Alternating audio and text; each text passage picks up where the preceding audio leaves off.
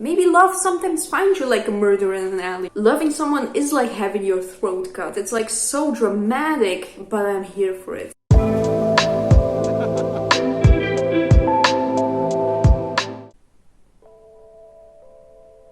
So, imagine how I felt when I realized that I had already read my favorite book of the year in January.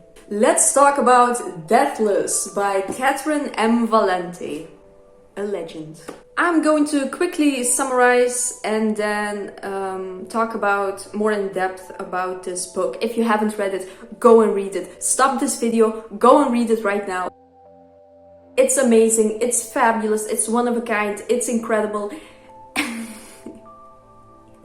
It's that good.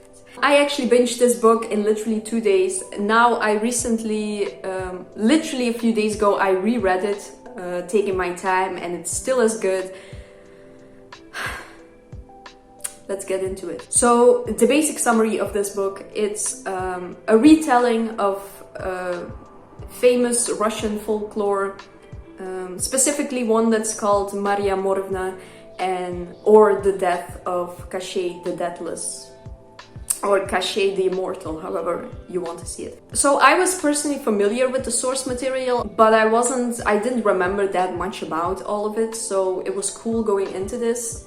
There are a lot of specific references to other Russian folklore and fairy tales, and like the book also goes into Russian history. I want to talk about this book because it's so underrated. Like, I hear people mention it like once or twice, but it's not like up there as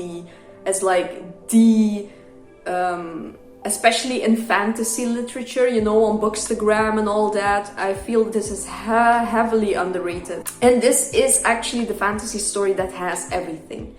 Is it going to be for everyone? Probably not.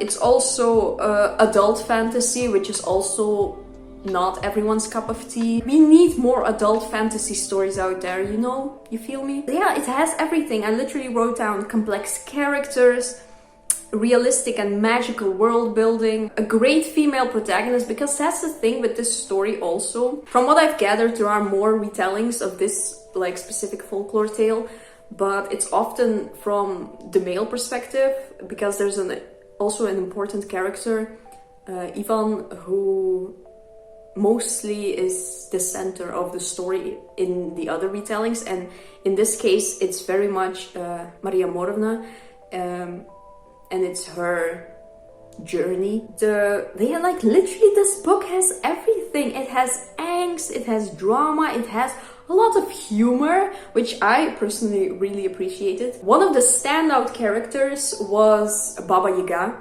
who is also one of the more well-known figures in like Russian folklore. And she was fucking hilarious in this book. I love this like interpretation of her. She has some of the best lines. One of her lines I actually shared on my Instagram story because it was so fucking funny the first time I read it, and it was still funny the second time around. And people were literally like, what book is this? I have to read it. And I'm like, yeah, you do. They're talking about Kashey the Deathless. Baba Yaga says, he's deathless, not dickless. It was so fucking random, and it's just so good. I just love that she didn't hold back and just went for it. Everything is just so entertaining, but there's also meaning behind it, and like you can learn so much from it, even if you like. I've recommended it to people who are totally not familiar with like Russian culture that much, or like Russian fairy tales, and they loved it. It was just, it has something for everyone. Yeah, because it's adult fantasy, I felt like it doesn't hold your hand, it doesn't explain a lot. You can tell she did her research. It's very in-depth, everything is so accurate. It's kind of insane. Like, and I'm not the only, I feel like I'm not the only one who did this when I looked her up, because like I was in love with her writing, and I was surprised to find out that she was American, because everything was so on point and accurate. I was like, how is this possible? Shadow and Bone who? I have some people have said that maybe she tries doing too much, because also the way she writes it is very poetic. Everything just flows like a beautiful river of words. Because she's writing about this fairy tale-esque stuff, because it's like this magical realism that she's writing about. It just, I felt it all fit together perfectly. And for me personally, it's better if you do too much than too little. I mean, that's just my opinion. And it wasn't too much for me. I thought it was all, especially now that I've reread it, I've come to appreciate it even more. There are a lot of things going on, and I appreciate that, because like with every reread you can get something different out of it. It's a story about life and death. It's a story about love and power. It's a story about young and old.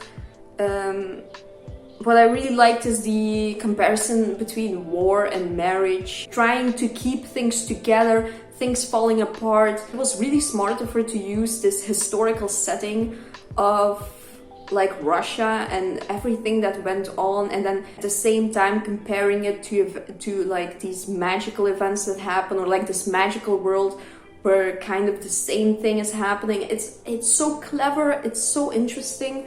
Yeah, I'm just going to be gushing about this book, so if you haven't read it, just go and read it. Yeah, unless you want to stay around and hear me gush some more about this. But what I also, it was so cool, I didn't know about this when I opened it.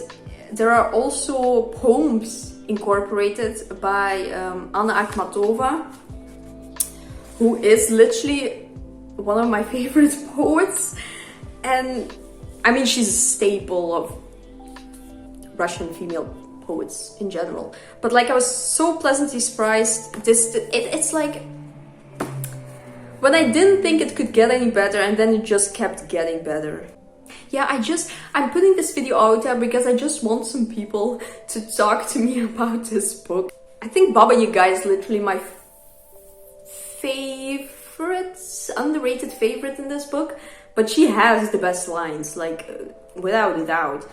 At one point she's talking about the relationship between Maria and Koshchei.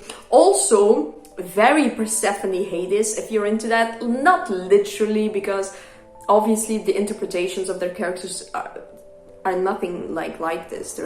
That's not what this is. But it is this, like, if you were into the Darkling and Alina, if you were into Dark Lina, but you wanted it actually to go somewhere and to like go for it, read this. This is the Dark Lina we deserve. This is the better Dark Lina. You will always fall in love, and it will always be like having your throat cut just that fast. That also reminds me of really random, but this also reminds me of one of my favorite sentences in Bulgakov's Master and Margarita. One line that just fucking was so fucking hilarious, and also kind of profound and cool at the same time, and it just stuck with me. Something along the lines of, love found them like a murderer with a knife in an alley, and I was like, this is what? But also at the same time, you know, yeah, maybe it did. Maybe love sometimes finds you like a murderer in an alley. Maybe it's sometimes loving someone is like having your throat cut. It's like so dramatic, but I'm here for it. It's so Shakespearean, you know? You look like a winter night. I could sleep inside the cold of you. Bro. Oh yeah, read this book. It's so good. Yeah, it's so good. I don't have much else to say. It's just fucking fabulous. Yeah, anyway, this was my video. Thanks for watching. I don't know why I keep doing this, but anyway.